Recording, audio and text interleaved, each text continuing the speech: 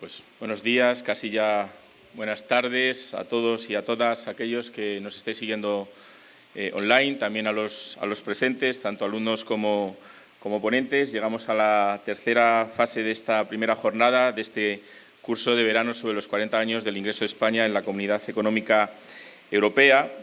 A continuación tendremos una ponencia titulada Europa y la política de defensa, sin duda un tema clave hoy en día por todo lo que estamos viviendo y que correrá a cargo de Agustín Conde Bajén. Él es licenciado en Derecho, máster en Estudios Avanzados en Derecho Constitucional, es máster en Defensa Nacional, diplomado en Defensa Nacional y, bueno, que dirían, ¿qué puede tener en común con Yuste? Bueno, pues ha sido alcalde de Toledo y Toledo y Yuste están ampliamente relacionados por quien moró este lugar. Carlos V ha sido además diputado en las Cortes de Castilla-La Mancha, senador por Toledo, es secretario de Estado de Defensa y es actualmente diputado por Toledo, además de académico correspondiente de la Real Academia de Jurisprudencia y Legislación y académico de número de la Academia de Ciencias Sociales y Humanidades de Castilla-La Mancha. Para nosotros es un gran honor tenerle aquí con nosotros en este foro. Creo que es la primera vez que viene a Yuste como ponente de los cursos de verano, pero espero y estoy seguro de que no será la última. Profesor Conde Bajén, tiene la palabra. Muchas gracias. Quiero saludar a los organizadores de este curso y agradecerles la amable invitación que me han hecho para participar en el mismo, a los miembros de la Fundación, a las autoridades que nos acompañan y, hablando de defensa, me permitirán que salude muy especialmente al jefe de la Brigada de Extremadura 11 y comandante militar en Badajoz. La historia de Europa en el siglo XX estuvo marcada por dos guerras mundiales que devastaron el continente, dejando tras de sí una profunda necesidad de reconstrucción y reconciliación. A partir de este contexto trágico, surgió la voluntad de avanzar hacia una cooperación estrecha entre los Estados europeos, primero en lo económico, pero con la ambición latente de construir también una unión política y, eventualmente, una defensa común. Sin embargo, a pesar de los avances en muchos ámbitos de la integración europea, la creación de una auténtica política de defensa europea ha sido una de las tareas más complejas, delicadas y controvertidas. El concepto de una Europa de la defensa hace referencia al conjunto de iniciativas, políticas, estructuras e instrumentos desarrollados por la Unión Europea y sus predecesores con el objetivo de construir una capacidad propia de seguridad y defensa, autónoma pero complementaria de las alianzas tradicionales, como la OTAN. Este objetivo se ha visto constantemente condicionado por una variedad de factores: la soberanía nacional en materia militar, las relaciones transatlánticas, las amenazas externas, las divisiones internas entre Estados miembros y la evolución de los tratados fundacionales de la Unión. Hoy, ante un panorama internacional cada vez más inestable, marcado por la guerra en Ucrania, el resurgir de potencias autoritarias, las amenazas híbridas y los desafíos globales como el terrorismo y la ciberseguridad, la cuestión de una defensa europea adquiere una nueva urgencia. La autonomía estratégica se ha convertido en un concepto central del debate político y militar europeo. ¿Pero está preparada la Unión Europea para asumir responsabilidades plenas en materia de defensa? ¿Qué papel juega la OTAN? ¿Qué instrumentos reales tiene a su disposición la Unión? ¿Cómo han evolucionado los tratados para habilitar o limitar esta ambición? En esta presentación pretendo ofrecer una visión de la Europa de la defensa, abordando su evolución histórica, los cambios normativos y políticos, la estructura institucional y operativa actual, las principales iniciativas en marcha y los retos que enfrenta la Unión Europea de cara al futuro. Analizaremos también el papel de los actores clave, la relación entre los Estados Unidos y la OTAN, así como los elementos esenciales para comprender si la defensa europea es una realidad en construcción o una aspiración aún lejana. El nacimiento de una política europea de defensa no puede entenderse sin contextualizar los orígenes del proceso de integración europeo y las secuelas de la Segunda Guerra Mundial. Tras el conflicto, Europa quedó dividida en dos bloques. Al oeste, las democracias liberales apoyadas por Estados Unidos y al este, los países bajo la influencia soviética. Esta nueva configuración, marcada por la Guerra Fría, otorgó una dimensión geoestratégica a los esfuerzos por lograr la estabilidad y la seguridad en Europa occidental. El primer intento serio de crear una estructura de defensa europea autónoma se produjo en 1950 con la propuesta de la Comunidad Europea de Defensa, la CED. Francia, preocupada por el rearme de Alemania tras la guerra, propuso un ejército europeo supranacional bajo una autoridad común que permitiría integrar las fuerzas alemanas sin restaurar un ejército alemán independiente. El Tratado de la CED, firmado en 1952 por los 6 países fundadores de las Comunidades Europeas, entonces Francia, Alemania Occidental, Italia, Bélgica, Países Bajos y Luxemburgo, nunca llegó a entrar en vigor. En 1954 el Parlamento francés se negó a ratificarlo principalmente por perder soberanía nacional sobre su política militar y por recelo sobre el grado de integración supranacional que implicaba.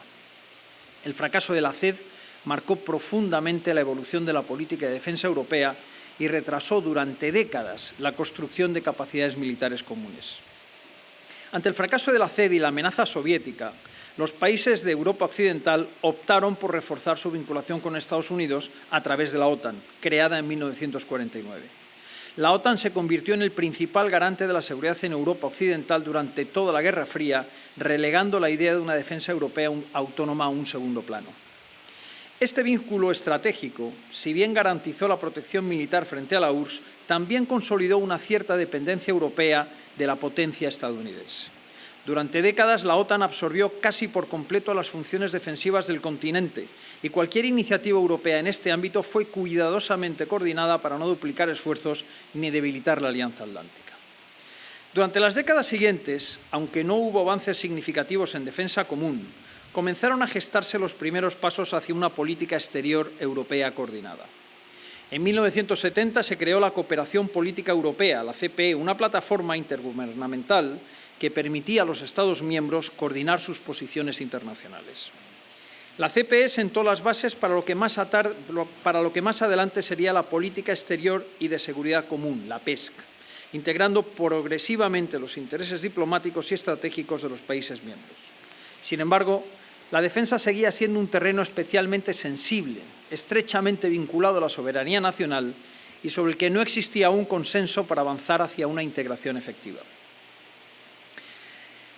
La construcción de una política común de defensa ha estado estrechamente ligada a la evolución jurídica e institucional de la Unión Europea a través de sus sucesivos tratados. A diferencia de otras áreas como el mercado único o la unión monetaria, el ámbito de la defensa ha avanzado de forma más lenta y cautelosa debido a su carácter soberano y estratégico. No obstante, los distintos tratados han ido abriendo espacios cada vez más amplios para la cooperación en materia de seguridad y defensa, señalando una progresiva voluntad de integración. Los primeros tratados que pusieron en marcha las comunidades europeas, la CECA, la CE y el Euratom, tenían como objetivo principal la integración económica y sectorial. Aunque no abordaban directamente la defensa, sus motivaciones, sin embargo, estaban relacionadas con la estabilidad y la paz en Europa. En particular, la CECA pretendía someter el carbón y el acero, materiales esenciales para la guerra, a control común, evitando así nuevos conflictos entre Francia y Alemania. En estos tratados no se establecieron mecanismos de cooperación militar ni estructuras de seguridad comunes. Sin embargo, sentaron las bases institucionales y políticas de una integración que, con el tiempo, permitiría abordar cuestiones más sensibles como la defensa. El Acta Única Europea de 1986 supuso el primer intento de articular una política exterior europea coherente. Aunque se centró en la creación del mercado interior, introdujo una cooperación política más estructurada, reforzando entonces la cooperación política europea, la CPE. Este instrumento era aún de naturaleza intergubernamental y no vinculante, pero preparó el camino para futuras competencias en seguridad y defensa. El Tratado de Maastricht de 1992 marcó un punto de inflexión al crear la Unión Europea como estructura de 3 pilares, uno de los cuales era la política exterior y de seguridad común, la PESC. Por primera vez se contempló formalmente la posibilidad de desarrollar una política de defensa común. El artículo J4 del Tratado preveía que la Unión podría plantearse en el futuro una política común de defensa, pero dejaba muchas competencias en manos de los Estados miembros. También se reconocía el papel de la Unión Europea Occidental como brazo operativo en materia de defensa. A pesar de sus limitaciones, Maastricht fue el primer paso jurídico hacia una defensa europea al introducirla en el cuerpo de derecho europeo. El Tratado de Ámsterdam de 1997 dio continuidad al proceso iniciado en Maastricht. Uno de sus avances clave fue el refuerzo de la PESC mediante la creación del cargo de alto representante para la política exterior y de seguridad común, una figura que permitía dar voz y voto, voz y rostro único a la diplomacia europea, un cargo que ocupó inicialmente el español Javier Solana. Aunque el tratado no otorgaba autonomía operativa a la Unión Europea en defensa, sí permitió que la Unión pudiera asumir misiones denominadas misiones Petersberg, que son de ayuda humanitaria, mantenimiento de la paz, gestión de crisis, etc., competencias hasta entonces reservadas a la UEO. El Tratado de Niza de 2001 supuso una reestructuración institucional necesaria ante la próxima ampliación de la Unión Europea hacia el este. En lo referente a defensa, permitió una mayor cooperación entre Estados miembros, pero no representó un gran salto cualitativo. Sin embargo, Niza sentó las bases para una futura ampliación de las competencias europeas en seguridad, especialmente en el contexto posguerra fría tras los atentados del 11S en Estados Unidos. El Tratado de Lisboa de 2007 es, hasta la fecha, el tratado más ambicioso en materia de política y defensa. Con él se creó oficialmente la Política Común de Seguridad y Defensa, como parte integrante de la política exterior y seguridad común. Entre sus principales novedades se encuentran la cláusula de defensa mutua del artículo 42.7 del Tratado de la Unión Europea, que obliga a los Estados miembros a prestar ayuda a uno de ellos si es atacado en su territorio. Y, por cierto, lo hace de manera mucho más intensa de lo que lo hace el artículo 5 del Tratado de Washington de la OTAN. Establece la cláusula de solidaridad del artículo 222 del Tratado de Funcionamiento de la Unión Europea, aplicable en caso de catástrofes naturales o ataques terroristas. Se establece la cooperación estructurada permanente, la PESCO, para permitir una integración más profunda entre Estados miembros más comprometidos en la defensa común, y establece el fortalecimiento del papel del alto representante y crea el Servicio Europeo de Acción Exterior. Lisboa, además, eliminó la UEO, que finalmente se disolvió en 2011, y colocó a la Unión Europea como único marco institucional para la cooperación en seguridad y defensa entre los Estados europeos. Con Lisboa, la defensa europea dejó de ser una aspiración lejana para convertirse en un ámbito jurídico, político e institucional plenamente integrado en la arquitectura de la Unión. No obstante, su aplicación práctica sigue siendo desigual, sujeta a las voluntades políticas nacionales y a muchas limitaciones en los tratados. La política común de seguridad y defensa constituye el marco a través del cual la Unión Europea puede llevar a cabo acciones en el ámbito de la seguridad y la defensa.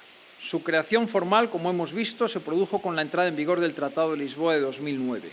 Pero sus orígenes, también como hemos visto, se remontan a los años 90, en un contexto internacional que exigía una mayor presencia europea en la escena global.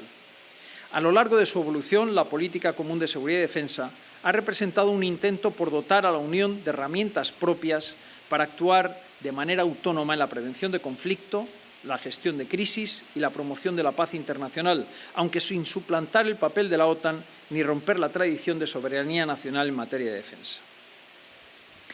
La política común de seguridad y defensa nace como una profundización de la política exterior y de seguridad común establecida en Maastricht. En sus primeras etapas, la PESC era fundamentalmente un mecanismo de coordinación diplomática entre Estados miembros con competencias limitadas y decisiones adoptadas por unanimidad. Durante la década de los 90, sin embargo, la necesidad de una mayor capacidad de acción internacional se hizo evidente. Las guerras en los Balcanes, en particular el conflicto de Bosnia y Herzegovina, mostraron las debilidades de Europa para intervenir eficazmente en su vecindario inmediato. Esta incapacidad motivó la creación de estructuras y capacidades comunes, impulsadas sobre todo por Francia y Reino Unido en la Declaración de Saint-Malo de 1998. Estas conversaciones abogaban por una Europa capaz de actuar de forma autónoma cuando la OTAN no quería implicarse. Estos desarrollos desembocaron en la formulación de la Política Europea de Seguridad y Defensa, que evolucionaría en 2009 hacia la actual Política Común de Seguridad y Defensa tras el Tratado de Lisboa. La Política Común de Seguridad y Defensa tiene como objetivo proporcionar a la Unión una capacidad operacional real en el ámbito de la gestión de crisis internacionales. Se basa en varios principios fundamentales. 1. Actuar como actor global responsable, defendiendo los intereses y valores europeos. 2. Promover la paz y seguridad internacional en consonancia con la Carta de las Naciones Unidas. 3. Reforzar contribuir a la prevención de conflictos, la estabilización del posconflicto y la reconstrucción, y, por último, reforzar la seguridad europea mediante misiones civiles y militares. La política común de seguridad y defensa permite a la Unión Europea llevar a cabo una amplia gama de misiones, desde misiones de formación militar hasta operaciones de mantenimiento de la paz o apoyo humanitario. Estas acciones, conocidas como misiones PCSD, están disponibles tanto en formato militar como civil y se han desarrollado en lugares como África, los Balcanes, Oriente Medio o el Cuerno de África, en todas las cuales, por cierto, ha participado España. ¿Cuáles son las instituciones clave de la política común de seguridad y defensa? Primero, el Consejo Europeo define las orientaciones generales. El Consejo de la Unión Europea, en formación de asuntos exteriores, adopta las decisiones operativas. El alto representante de la Unión para Asuntos Exteriores y Política de Seguridad, actualmente Kaja Kallas, dirige la política exterior y la defensa europea. El Servicio Europeo de Acción Exterior coordina la diplomacia y las misiones en el terreno. El Comité Político de Seguridad, el COPS, supervisa la ejecución de las misiones. El Estado Mayor de la Unión Europea y el Centro de Inteligencia y Situación de la Unión Europea apoyan el planeamiento estratégico. Y, además, los Estados conservan la soberanía sobre el uso de sus fuerzas armadas, lo que significa que cada país debe aprobar explícitamente su participación en cada operación del PCSD. Desde el año 2003, la Unión ha lanzado más de 35 misiones bajo este paraguas. Misiones y operaciones, algunas de las más destacadas son EUFOR, Altea, en Bosnia y Herzegovina, que fue una misión de estabilización posconflicto, EUNAVFOR, la operación Atalanta, que se desarrolla en el Cuerno de África, es una misión naval contra la piratería, la EUTM Mali y EUTM Somalia, misiones de formación militar. En todas ellas, como digo, España ha participado muy activamente y ha tenido incluso el mando de la misión. No obstante, la PCSD también se ha enfrentado a numerosas críticas y obstáculos. Entre sus principales limitaciones destacaría su falta de capacidad militar propia, lo que obliga a depender de las fuerzas nacionales, procesos de decisión lentos debido a la necesidad de unanimidad, un desigual compromiso político de los Estados miembros y duplicidades con la OTAN en determinados ámbitos operativos. A pesar de estos problemas que acabo de señalar, la PCSD ha demostrado que la Unión Europea puede actuar como un actor de seguridad relevante, especialmente en contextos donde la diplomacia preventiva o la formación de fuerzas locales es más eficaz que una intervención militar directa. Quisiera examinar ahora el papel de la OTAN y la defensa europea. La Organización del Tratado del Atlántico Norte ha sido desde su fundación en 1949 el pilar central de la seguridad y defensa de Europa Occidental. Durante más de 7 décadas ha garantizado la disuasión frente a amenazas externas, en particular la soviética durante la Guerra Fría, y ha proporcionado una estructura militar común que ha servido de escudo colectivo para sus miembros. Esta dependencia estratégica de Estados Unidos ha modelado profundamente el desarrollo de cualquier política de defensa europea autónoma, marcando tanto sus límites como sus posibilidades. La OTAN nació como una alianza defensiva entre Estados Unidos, Canadá y una docena de países europeos con el objetivo explícito de frenar la expansión soviética y proporcionar un marco de seguridad colectiva. Un conocido mío resume esto con la siguiente frase: la OTAN pretendía tener a Estados Unidos dentro, a Rusia fuera y a Alemania debajo. El artículo 5 del Tratado del Atlántico Norte establece que un ataque contra uno de sus miembros será considerado como un ataque contra todos, considerando así el principio de defensa mutua. Durante la Guerra Fría, la OTAN no solo disuadió militarmente a la URSS, sino que también facilitó la reconstrucción de Europa Occidental y cimentó la relación transatlántica como eje de la política de seguridad global. Con la caída del muro de Berlín y la disolución del Pacto de Varsovia, la OTAN se enfrentó a la necesidad de redefinir su misión. Lejos de desaparecer, la organización amplió su ámbito de acción y redefinió sus objetivos. A partir de los años 90, empezó a asumir operaciones fuera de su área tradicional, como las intervenciones en los Balcanes, en Bosnia y Kosovo o en Afganistán. Y además, comenzó un proceso de ampliación hacia el este, incorporando antiguos países del bloque soviético como Polonia, Hungría, República Checa y los países bálticos. Y esto consolidó la OTAN como eje de seguridad en toda Europa, al tiempo que generó unas evidentes tensiones con Rusia que hoy estamos viendo. Desde los años 90, la Unión Europea y la OTAN han mantenido una relación compleja, por decirlo de algún modo. Por un lado, ambas organizaciones comparten 22 Estados miembros, lo que facilita teóricamente la coordinación y los intereses comunes, pero por otro, existen diferencias estructurales y políticas. La OTAN es una alianza exclusivamente militar, liderada estratégicamente por Estados Unidos. Pero la Unión Europea es una unión política con un enfoque integral que combina diplomacia, desarrollo y, más recientemente, defensa. A lo largo del tiempo se han creado mecanismos para mejorar la cooperación entre ambas entidades. Fueron los acuerdos de Berlín Plus del año 2003, que permiten a la Unión Europea utilizar medios y capacidades de la OTAN para sus propias operaciones bajo determinadas condiciones.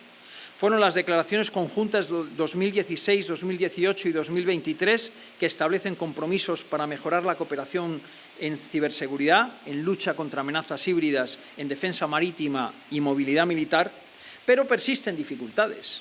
Hay divergencias estratégicas. Estados Unidos ha criticado, y lo está haciendo muy duramente ahora, el bajo gasto en defensa de los países europeos, instando a una mayor cooperación al esfuerzo colectivo.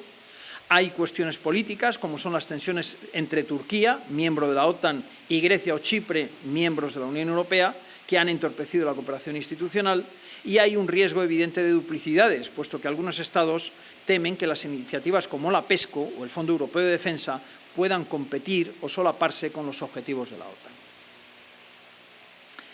La dependencia europea del poder militar estadounidense sigue siendo un hecho incontestable. La OTAN sigue contando con el liderazgo operativo, logístico y nuclear de Estados Unidos, lo que plantea un interrogante sobre la autonomía estratégica de Europa. En años recientes, especialmente durante la primera presidencia de Donald Trump, surgieron dudas sobre la fiabilidad del compromiso norteamericano con la defensa de Europa, no les quiero decir ahora, lo que reavivó el debate sobre la necesidad de reforzar la capacidad europea autónoma. Aunque con la administración Biden se restableció el compromiso transatlántico, persiste y se ha incrementado mucho la preocupación de que Estados Unidos pueda reducir su implicación futura con Europa, especialmente si se enfrenta a desafíos más urgentes en el Indo-Pacífico, singularmente con China. En resumen, la OTAN ha sido y sigue siendo el ancla de la seguridad europea, pero no obstante, las crecientes tensiones globales, los cambios geopolíticos y las incertidumbres sobre el papel de Estados Unidos impulsan a la Unión Europea a reforzar sus propias capacidades. Esto conduce inevitablemente al debate sobre una autonomía estratégica europea, que abordaremos más adelante. Pero antes, en el siguiente apartado que trataremos, nos detendremos en el estado actual de las capacidades militares europeas y su grado de cooperación e integración. El desarrollo de una verdadera política de defensa europea no puede limitarse a declaraciones o estructuras institucionales. Requiere capacidades militares reales, interoperables y disponibles para su despliegue. Sin embargo, el panorama militar europeo se caracteriza por una notable fragmentación, duplicación de medios y diferencias significativas en inversión, doctrina y cultura estratégica. Estos factores han dificultado la consolidación de una defensa común y efectiva.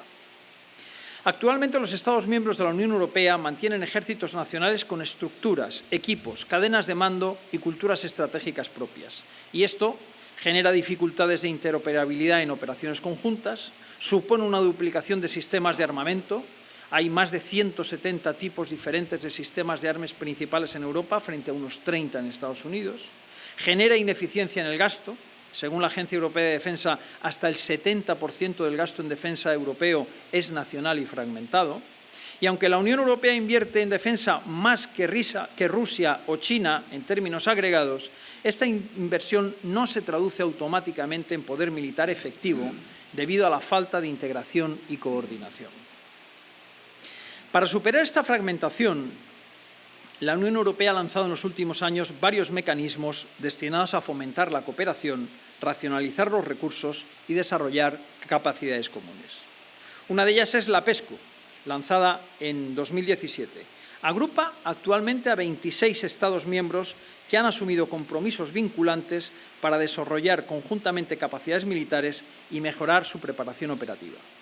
Entre los proyectos destacan sistemas de vigilancia marítima, movilidad militar y formación médica en operaciones. El CART, la revisión anual coordinada de la defensa, que permite analizar las planificaciones nacionales y detectar oportunidades de cooperación. El Fondo Europeo de Defensa, que financia proyectos de I+D en defensa conjunta con una dotación de más de 7.900 millones de euros entre 2021 y 2027. Estas iniciativas buscan consolidar una base industrial y tecnológica de defensa europea, competitiva y menos dependiente de proveedores externos. Pese a estos avances, persisten varios problemas estructurales. En primer lugar, diferencias en cultura estratégica. Mientras algunos países como Francia apuestan por una defensa europea robusta y autónoma, otros como Polonia o los países bálticos siguen considerando a la OTAN y a Estados Unidos como garantes indispensables. Existe una desigualdad en gasto y capacidades. Piensen que 5 países, Francia, Alemania, Italia, España y Polonia, concentran prácticamente la totalidad del gasto efectivo de defensa de Europa. Hay reticencias políticas, puesto que muchos gobiernos recelan de ceder competencias militares a Bruselas, manteniendo la defensa como bastión de soberanía nacional. Y además, existen duplicidades y faltas de sinergia, puesto que existen múltiples estructuras paralelas entre la Unión Europea y la OTAN, lo que genera solapamientos y disfunciones. La posibilidad de crear un ejército europeo ha sido objeto de debate político y mediático. Líderes como Emmanuel Macron han abogado por esta idea como símbolo de soberanía y unión europea. Sin embargo, la creación de una fuerza común permanente enfrenta numerosos obstáculos. Falta una voluntad política común para ello, hay un marco jurídico insuficiente en los tratados actuales, hay un problema de arquitectura institucional en los tratados que impediría este tipo de creación de ejércitos y, además, la relación con la OTAN y Estados Unidos podría verse alterada y no todo el mundo está dispuesto a asumir ese riesgo. Por ahora, la Unión Europea ha optado por modelos flexibles de cooperación reforzada como las agrupaciones tácticas de la Unión Europea, los EU Battle Groups, creadas en 2007, pero aún sin ser desplegadas en ninguna operación real, lo que demuestra las dificultades operativas y políticas para su uso. En definitiva, Europa dispone de medios, experiencia y tecnología militar de primer nivel, pero carece aún de la integración necesaria para convertir ese potencial en una capacidad de defensa común eficaz. La superación de ese reto dependerá no solo de reformas técnicas, sino también de una mayor cohesión política y estratégica entre los Estados miembros. Ante el cambio de escenario geopolítico y la urgencia de fortalecer la defensa, se ha promovido el plan ReArm Europe.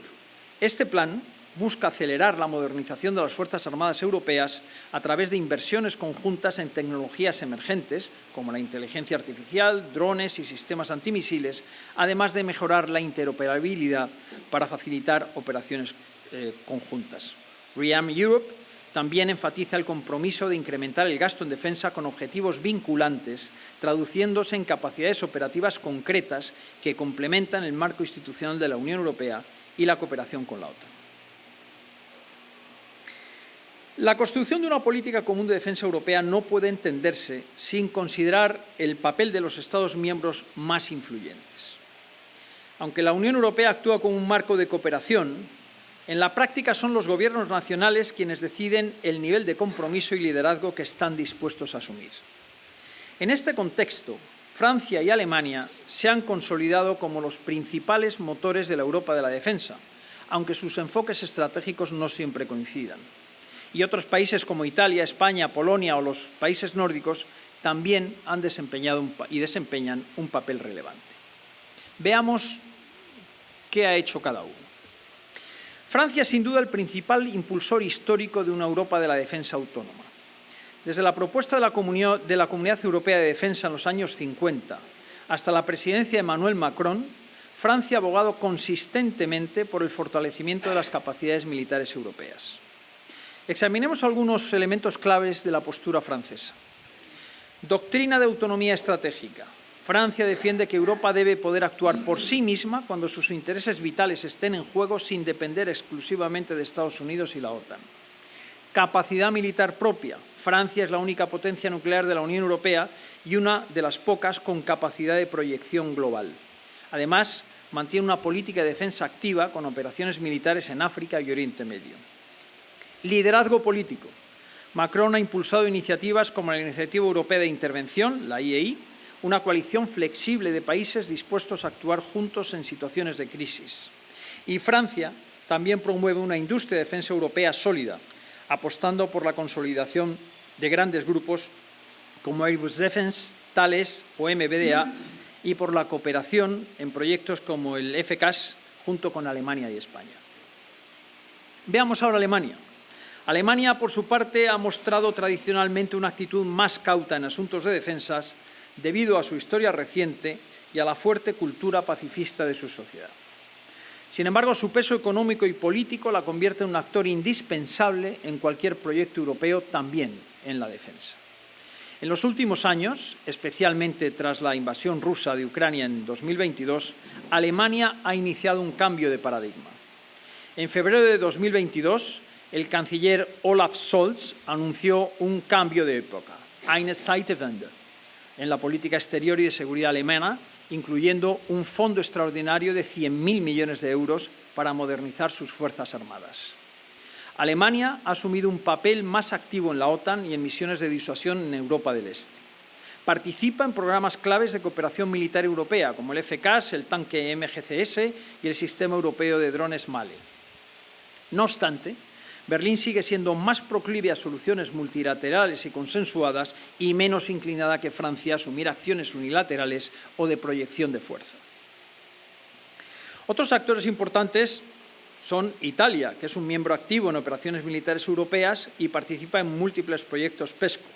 Tiene una relevante industria de defensa, como Leonardo, y apuesta por una defensa europea complementaria con la OTAN, lo cual no quiere decir que los militares españoles estén muy dispuestos a estar bajo el mando de italianos en misiones internacionales, como seguramente el general podrá corroborarles. España, por nuestra parte, ha reforzado su implicación en misiones PECSD y apoya firmemente la autonomía estratégica europea. Es uno de los países que más ha invertido en programas PESCO y participa en el FCAS junto con Francia y Alemania. Yo tuve el honor de poder negociar con Francia y Alemania la integración de España en el programa FCAS. Polonia y los países de este. Polonia y los países bálticos, y Rumanía y otros miembros del este europeo son firmes defensores de la OTAN y de la presencia estadounidense en Europa. Y aunque participan en iniciativas europeas, temen que un excesivo énfasis en la autonomía europea debilite el vínculo transatlántico al cual fían ellos su seguridad. Los países nórdicos, como Suecia y Finlandia, que ahora son también miembros de la OTAN desde 2023 y 2024 respectivamente, han fortalecido su papel en defensa común. Finlandia, en particular, aporta una enorme experiencia militar, cultura estratégica y compromiso con la defensa territorial, mientras que Suecia ha liderado ya misiones de la Unión Europea y desarrollado capacidades tecnológicas. Dado que los niveles de compromiso varían entre países, la Unión Europea ha optado por estructuras flexibles y modulares, como por ejemplo las misiones PESCO, donde no todos los Estados participan en todos los proyectos, o el IEI, que opera fuera del marco institucional de la Unión Europea. También las agrupaciones de combate, los EU Battle Groups, que rotan entre diferentes países según su disponibilidad. Este modelo permite avanzar sin esperar el consenso total, pero también refleja la falta de cohesión política sobre qué debe ser exactamente la Europa de la defensa. En resumen, el liderazgo europeo en defensa se reparte entre potencias con ambiciones diferentes y culturas estratégicas diversas. Francia empuja hacia la autonomía estratégica. Alemania refuerza su compromiso tras décadas de cautela y otros países participan activamente según sus prioridades y recursos. Esta diversidad puede ser una fortaleza si se gestiona con inteligencia, pero también representa uno de los principales desafíos para una defensa verdaderamente común. A continuación, abordaremos ese desafío de fondo, la autonomía estratégica europea. El concepto de autonomía estratégica europea ha emergido como uno de los principales debates en el seno de la Unión Europea en materia de defensa. Se refiere a la capacidad de Europa para actuar de manera independiente en su propio entorno estratégico con recursos propios sin depender exclusivamente de aliados externos, especialmente Estados Unidos y la OTAN. Este objetivo, sin embargo, enfrenta múltiples desafíos, tanto políticos como técnicos y estratégicos. La autonomía estratégica no implica que Europa deba desvincularse de la OTAN o abandonar la alianza transatlántica. Más bien, lo que busca es un equilibrio en el que la Unión Europea pueda, por un lado, tomar decisiones y actuar de forma autónoma en crisis que afecten a sus intereses vitales, pueda también disponer de capacidades militares, tecnológicas e industriales propias y pueda también coordinar y optimizar recursos y políticas para aumentar su peso global.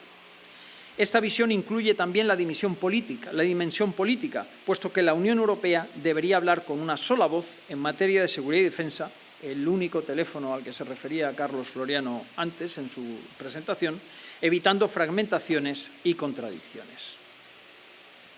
Varios factores limitan la consecución plena de esa autonomía. En primer lugar, la dependencia tecnológica y logística.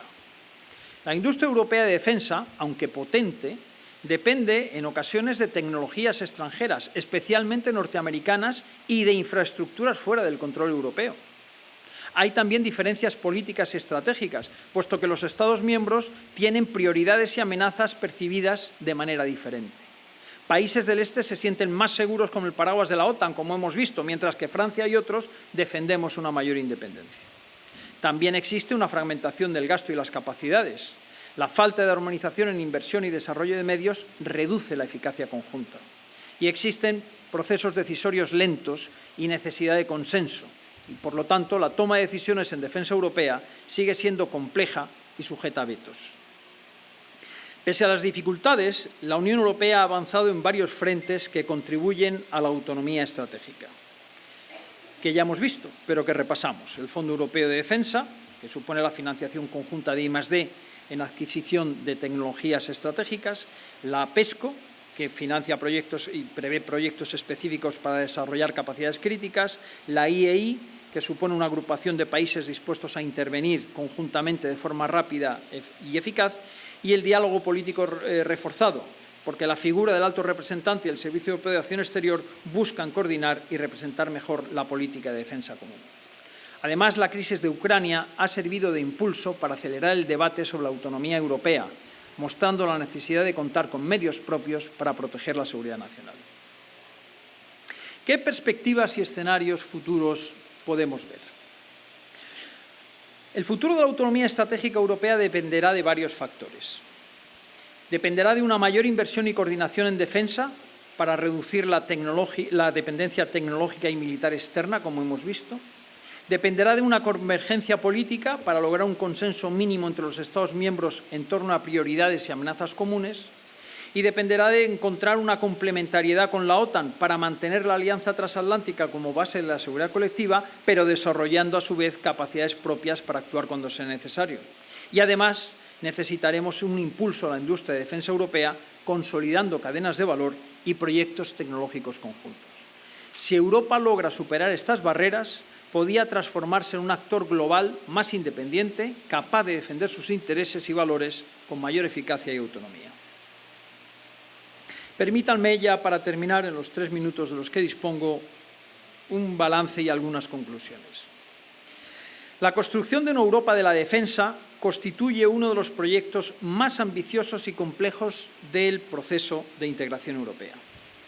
A lo largo de esta charla hemos explorado sus orígenes históricos, el marco institucional y jurídico, el papel de la OTAN, las capacidades militares, los actores nacionales clave y los desafíos que plantea la búsqueda de una mayor autonomía estratégica. En las últimas décadas, la Unión Europea ha logrado crear estructuras y mecanismos inéditos en la historia europea. Sin embargo, persisten importantes obstáculos. Fragmentación de capacidades, diferencias políticas, dependencia tecnológica y todo ello dificulta la creación de una auténtica autonomía estratégica que requiere una mayor inversión, mayor coordinación y mayor voluntad política que todavía no se ha materializado plenamente. Espero, con esta charla, haber podido abordar el tema que me ha sido solicitado de la Europa de la defensa, su situación actual y sus retos de futuro. Muchas gracias.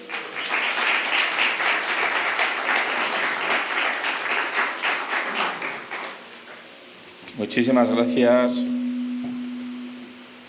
Muchas gracias a Agustín Conde por su exposición clara ante uno de los desafíos quizás más acuciantes que tenemos hoy en día en lo que se refiere a hablar del futuro de Europa ante todos los desafíos bélicos que rodean a Europa hoy en día, y ya no solamente en nuestras fronteras, sino en el resto del mundo, y sobre todo teniendo en cuenta pues, el nuevo posicionamiento, ¿no?, que hay con respecto a la OTAN y bueno, pues lo que es el compromiso, ¿no?, de que, como se decía también esta mañana, lo decía el profesor Floriano, ¿no?, el compromiso de que deben de alguna manera tener los Estados miembros para poderse poner a la altura cuando el principal valedor de la seguridad, digamos, en Europa, pues se hace a un lado o hay unas exigencias concretas, ¿no? Yo trabajo mucho con franceses, ¿no?, y ellos creo que tienen bastante claro la necesidad de apostar por esa política de defensa común, siendo Francia también uno de los, digamos, actores principales, también por ser potencia nuclear en lo que se refiere a lo que debe ser el desarrollo de la política de defensa europea. Pero bueno, quizás luego podemos hablar sobre eso. Primero vamos a dar la palabra a la audiencia. Creo que ya está el micro por ahí repartido, con lo cual os vais presentando, vamos lanzando las preguntas y vemos hasta dónde podemos llegar. Muchísimas gracias. Bueno, muy buenas tardes. Yo soy Álvaro, agradecerle la intervención. Bueno, yo soy historiador de formación y yo pienso que la invasión rusa de Ucrania tiene una base histórica que es la crisis de los misiles, en el sentido de yo no tengo por qué tener a la OTAN al lado de frontera si tú no me dejabas tener misiles en la isla de Cuba al lado de Estados Unidos. Vale. Pero eso no justifica, por supuesto, la masacre que está haciendo hoy en día. Vale. Yo veo que Putin ha recuperado el sentimiento imperialista que tenía la Unión Soviética, pero yo lo que no llego a comprender es por qué esa postura ahora, cuando lleva teniendo a la OTAN de frontera hace ya tiempo, porque las repúblicas bálticas pertenecen a la OTAN desde hace bastante, y yo quiero saber las razones que mueven a Putin ahora. No sé si ha visto vulnerabilidad. Desde luego, si lo que pretende es debilitar a la OTAN, yo estoy viendo lo contrario, porque el presupuesto está aumentando y están entrando nuevos miembros como Suecia y Finlandia. Pues menudo tema. Eso da, no digo yo para una conferencia, sino para un seminario entero. Así que intentaré del modo telegráfico. El origen, dices, el origen de la crisis están los misiles la crisis de los misiles de Cuba. Mira, es que desde la crisis de los misiles de Cuba en adelante sucedieron algunas cosas históricamente. Por resumir un poco la cosa, podemos estar en el modelo de la paz de Westfalia, el modelo de las esferas de influencia, que es el modelo de la conferencia de Potsdam, o estamos en el modelo del acta final de Helsinki. Es decir, donde desaparece eso de las esferas de influencia, los estados satélite, los estados buffer, y aparece el concepto de plena soberanía de los países y su capacidad de decidir su destino. El problema es que Putin sigue en la paz de Westfalia y algunos han evolucionado al acta final de Helsinki. Y entonces consideran que cuando un país es soberano tiene todo el derecho a decidir con quién quiere juntarse y con quién no. En Europa estamos del año 72 en adelante y Putin está todavía en la época de Stalin. Ese es el problema, básicamente.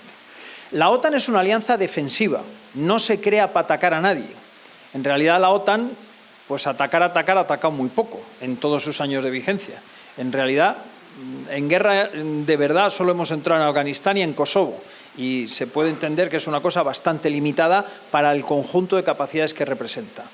Y, por lo tanto, tener o no tener misiles cerca depende de la voluntad de uso de los tales misiles. En fin, ese es un asunto muy complicado. Y luego me preguntas algo, ¿por qué Rusia actúa como actúa?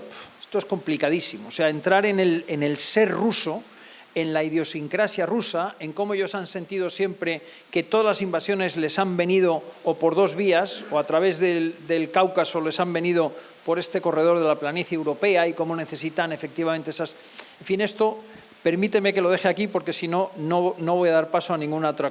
Pero sí termino diciendo una cosa. Yo creo que la posición rusa es inadmisible. No se puede aceptar que un país pretenda tener países satélites, buffer, a los que niega elementos esenciales de su soberanía simplemente porque tú te vas a considerar más seguro teniendo ese tipo de estados satélites. Eso no se puede aceptar, porque mañana el buffer se pretenderá extender a Estonia, Letonia y Lituania, pasado nos dirán que como Letonia tiene una población significativamente rusa del orden del 40%, entraremos en Transnistria, etcétera, etcétera, y entonces estaremos negando la esencia de la soberanía de los países.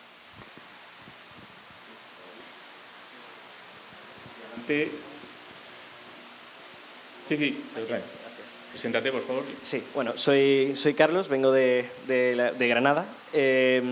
Bueno, yo quería comentar una cuestión porque se ha hecho bastante hincapié en Francia como uno de los grandes protagonistas, obviamente por lo que estábamos mencionando, es uno de los pocos países que tiene arsenal nuclear. Y en particular me gustaría recordar una cuestión que ya mencionó Emmanuel Macron al acceder a la presidencia sus primeros años, que dijo algo así como que la OTAN estaba en muerte cerebral, que eso fue muy sonado.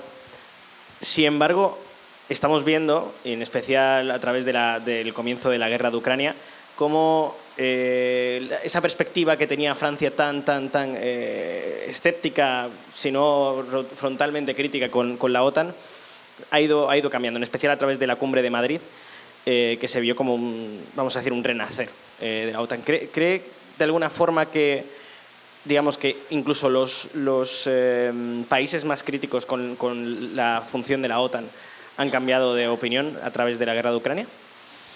Pues sí, porque es que efectivamente, como creo que lo he expresado en mi presentación, en mi charla, no podemos prescindir de la OTAN como un elemento de estabilidad para Europa. En este momento, por resumir mucho, no podemos prescindir de la OTAN.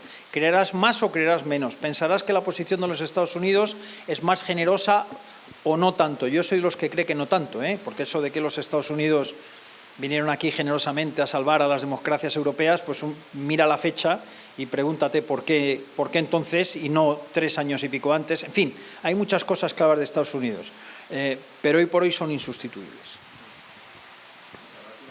Sí, allí afuera, atrás del todo.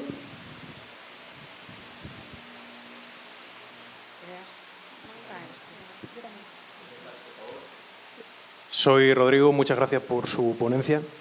Ha hecho una mención a la zona del Indo-Pacífico, una región que la Armada ha calificado en su último informe Visión 2050 y también la Unión Europea en su último libro blanco como una zona de especial prioridad.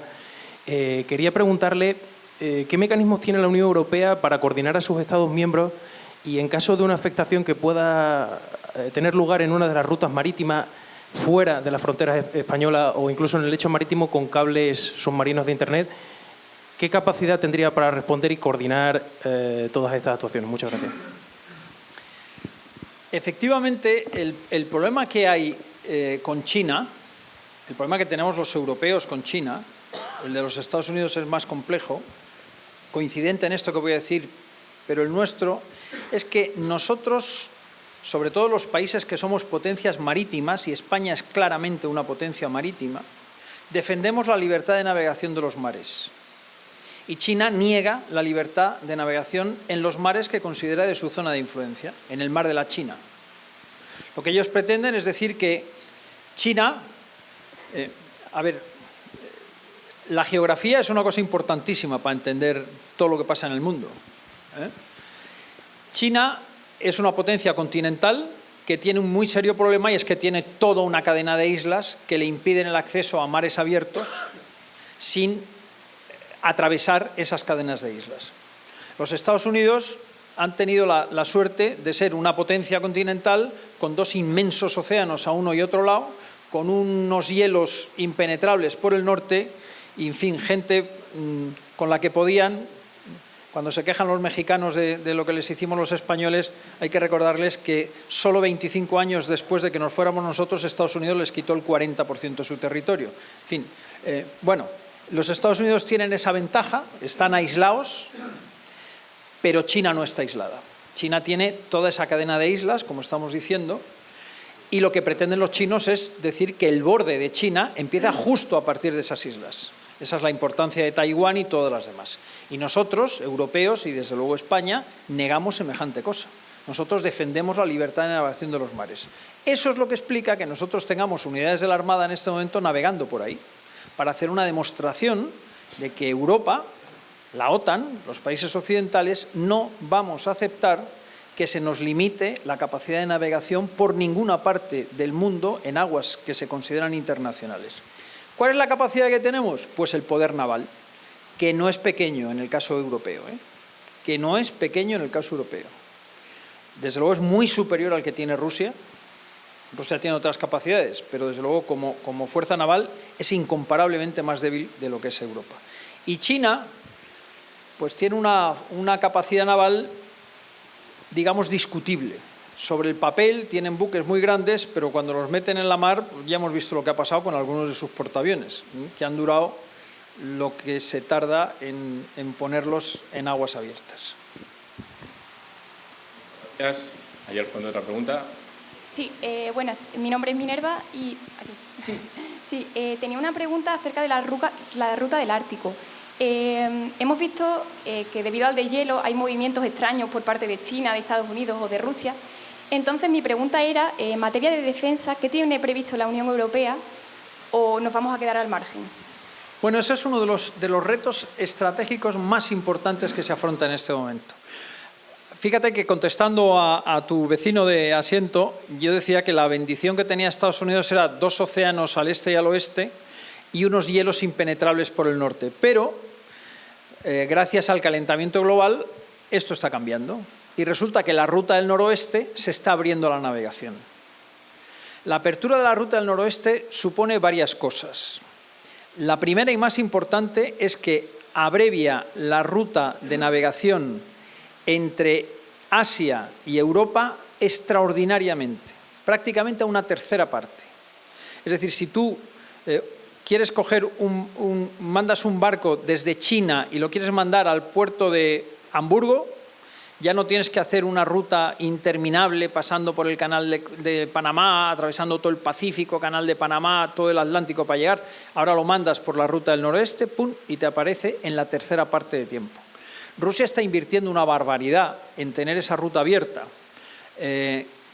con una serie de rompehielos nucleares con una enorme potencia. Una capacidad, por cierto, en la que Europa está absolutamente desnuda, no tenemos nada parecido. Y eso además soluciona uno de los grandes problemas que tenía Rusia históricamente. Hemos hablado del de China, pero es que el problema estratégico de Rusia, también aquí la geografía, es que Rusia es un país sin acceso a puertos cálidos. Y eso explica mucho de su historia. Rusia tiene acceso a mares abiertos tan al norte que esos puertos suyos están congelados la mayor parte del tiempo, tanto por el Atlántico Norte como por el Pacífico. Y eso es lo que ha explicado la tendencia de Rusia de extenderse hacia el sur, en Asia, y de entrar en el Báltico. Pero a pesar de tener acceso al Báltico, fijaros la ruta que tiene que atravesar un barco ruso que salga de puertos cálidos. Tiene que cruzar todo el mar Báltico, tiene que superar la península de Jutlandia. Una vez superada la península de Jutlandia se encuentra con Noruega. Después de pasar Noruega se encuentra con las Islas Británicas, con Islandia y con Groenlandia antes de poder acceder a la costa este de los Estados Unidos. No es pequeña cosa. Eso también explica un poco el interés por Groenlandia. La apertura de la ruta del noroeste simplificaría todo esto extraordinariamente. Ese es un punto muy caliente del planeta y que, insisto, está explicando, por ejemplo, los movimientos de Donald Trump en relación con Groenlandia. Muchas gracias. No sé si hay alguna intervención. Allá atrás, por favor. Hola, buenas tardes. Me llamo Brandon, soy de México. Me gustaría hacerle una pregunta sobre, a nivel más opinión personal, sobre ¿qué valoración tiene sobre la cifra del 5% propuesto para el gasto en defensa por parte de Estados Unidos en la OTAN? Si es una cifra que a usted le parece viable o inviable, y en todo caso, ¿en qué deberían estar concentrados ese 5% de gasto, principalmente en la Unión Europea? Porque creo que el foco ha estado más planteado, bueno, el discurso ha estado más centrado en la cifra y no tanto en lo que debería de gastar la Unión Europea, sino se habla sobre si sí o si no un 5%, pero no se ha desagregado el discurso en qué debería de gastar la Unión Europea. Así que a nivel personal, ¿en qué debería de concentrar el gasto, sea cual sea la cifra, la Unión Europea para, digamos, un poco equilibrar las tensiones que hay a nivel internacional? Gracias. Bueno, vamos a ver, el gasto del 5% hay que tener en cuenta que hay que dividirlo en dos capítulos. Hay un gasto que es un 3,5% que es estrictamente militar y hay un 1,5% que es en movilidad militar. El primero se define por sí solo, son capacidades militares puras. El segundo conviene explicarlo de alguna manera. Hace no demasiado tiempo la OTAN hizo un estudio sobre la movilidad militar y se dio cuenta de que la posibilidad de trasladar, por ejemplo, la Brigada Extremadura 11, que manda este general que tenemos aquí, desde donde está hasta cualquier punto en el este de Europa, tendría un pequeño problema. Y es que los tanques Leopard que él manda pesan, armados para el combate, casi 70 toneladas cada uno. La mayoría de los puentes que hay en Europa no aguantan el paso de un carro de combate de 70 toneladas. Pero es que si los metieran un tren, para transportarlos por tren, la mayoría de los túneles no permiten el paso de una góndola con un tanque así de grande montado encima. Y claro, esto es un serio problema. Hay una parte del gasto que tiene que hacerse en determinado tipo de infraestructuras y en protección de infraestructuras. O sea, no solo hablábamos de los cables submarinos, por poner un ejemplo, hay que proteger ese tipo de infraestructuras. Luego, no todo el gasto del 5% es estrictamente un gasto en equipos militares. El 3,5% sí lo sería. Y ese es un gasto muy necesario en este momento, porque, por hacer el cuento corto, Europa se quedó sin enemigos en los años 90. Entonces, usamos lo que se denominan los dividendos de la paz. Yo me venía gastando una enorme cantidad de dinero porque había un enemigo concreto, que eran los países del Pacto de Varsovia, liderados por la URSS.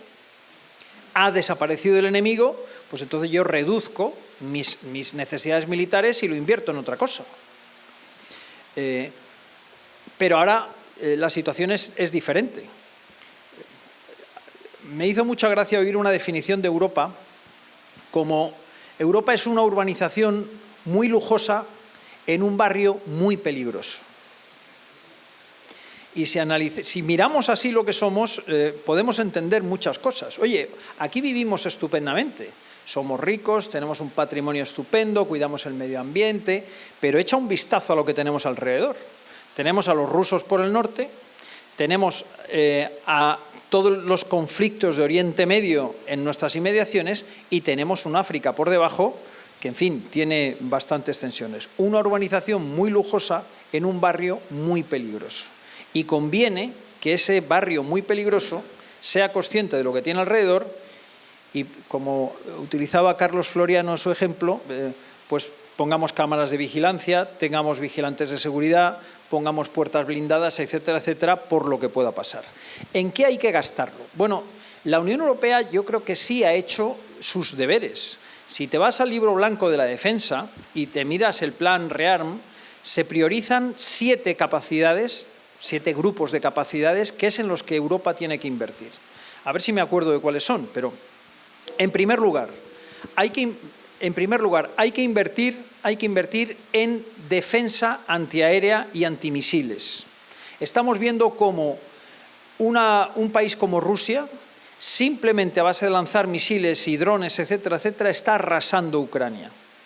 Estamos viendo también cómo Hamas e Hezbollah estaban tratando de arrasar Israel a base de lanzar cohetes incluso rudimentarios. Los israelíes tienen el Dome que les protege. Europa no tiene nada semejante. Deberíamos, eso es lo que dice la Unión Europea, empezar a invertir en ese tipo de capacidades que nos protejan de sistemas aéreos y de misiles. Tenemos que invertir en artillería. La artillería, que Napoleón denominaba la reina de la guerra, pasó de moda. De repente, en la doctrina occidental, la artillería era una cosa pasada de moda. Los obuses del 155 eran una antigüedad. Y lo que se ha demostrado con la guerra de Ucrania es que la artillería sigue teniendo un papel importantísimo, determinante. Hay que invertir en más sistemas de artillería. Hay que invertir en munición.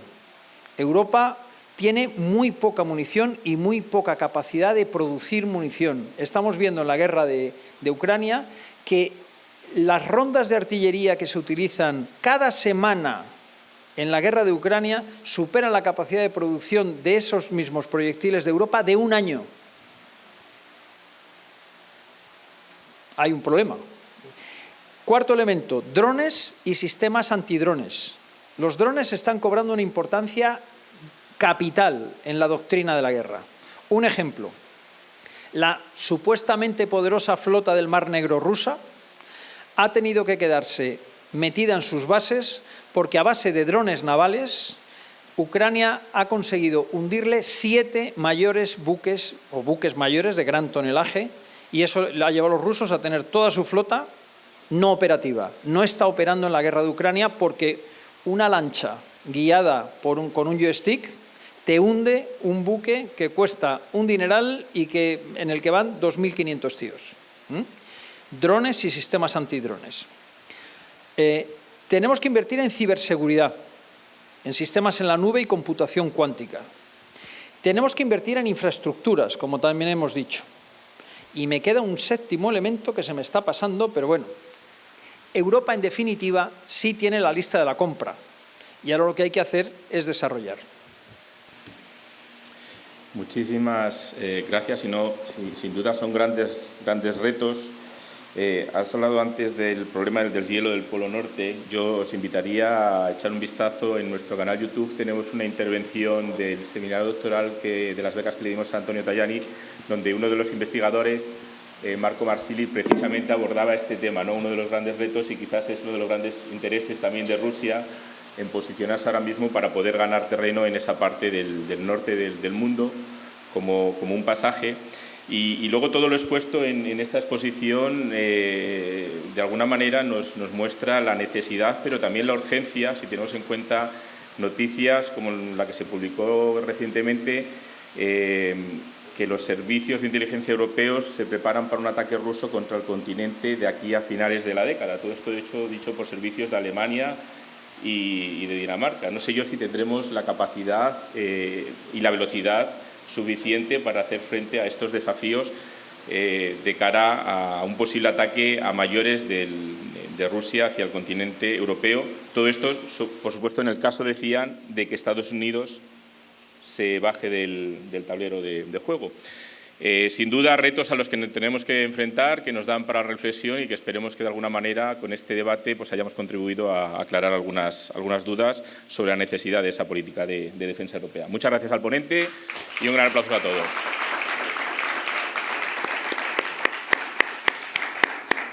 Y hasta aquí hemos llegado hoy. Esperemos que hayáis disfrutado